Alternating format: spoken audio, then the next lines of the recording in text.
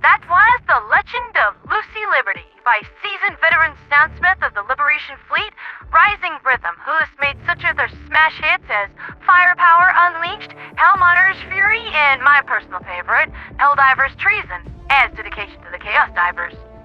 Though I do imagine that a fair few loyalists want to sing me that lively tune these days.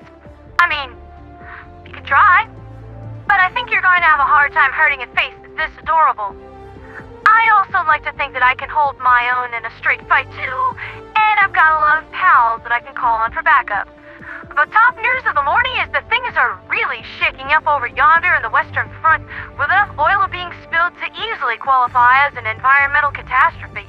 Duma Tyr went from under siege to completely liberated inside of a single super day. Holy mackerel! No one will ever say that the Helldivers suffer from an iron deficiency. Since then, the DSS and the Liberation Fleet at large have moved on to Julheim, where they will strive to make a repeat performance of the recent Automaton annihilation.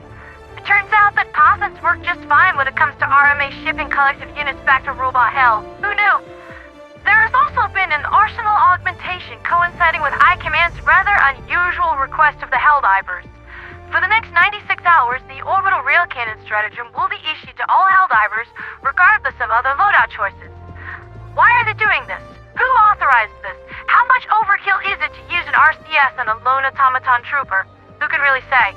I, however, will not be humoring this outlandish request, and will continue using the rail cannon strike exactly for what it was designed for.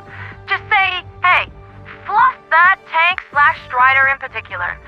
In other news, it appears that the Independence Concord is making precious little headway upon the surface of Genesis Prime, with less than 1% of the Liberation Fleet in attendance. While I will always cheer on the underdog fighting for an unlikely victory, we might have to accept the loss here, people, and acknowledge the fact that the Concord's might is not as great as we first thought.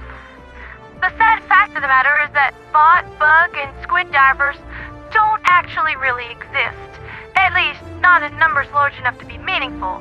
For all that is complained about them, actual dedicated bug divers range between 8 and 12% of the population, which is not enough to affect liberation efforts one way or the other. The overwhelming majority of Helldivers live to follow the Major Order, or at the very least, the DSS. And considering that we are both winning the Major Order, and Desi has recently triggered Eagle Storm, it's going to be something of a tall order to get them to go off mission at all. For now, at least, it looks like the liberation of Genesis Prime will have to wait for another day. Especially since this bulletin just came in.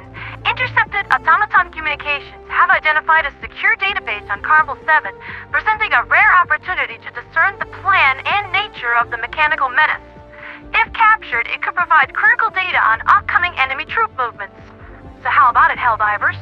Feel like doing a little bit of extra credit and putting an apple in the desk of your atrociously hot kitten of a newscasting teacher?